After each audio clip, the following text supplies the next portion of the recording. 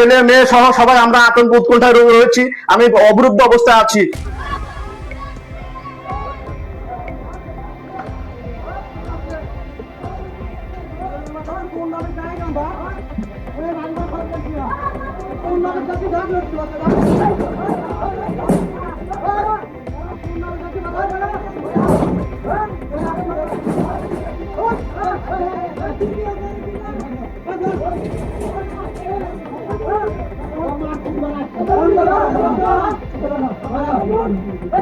নিরপেক্ষভাবে চলি, কিন্তু আমি একটা ভিন্ন মতকে আমি ভিন্ন একটা আদর্শকে ধারণ করি। বিগত ফেসিবাদ বিরোধী আন্দোলনে আমি গুরুত্বপূর্ণ ভূমিকা রেখেছি। আজ যারা বিএনপি সেজেছে, বিগত দিনে এই জায়গায় আমরাই তাদের পক্ষে আমরা কাজ করেছি।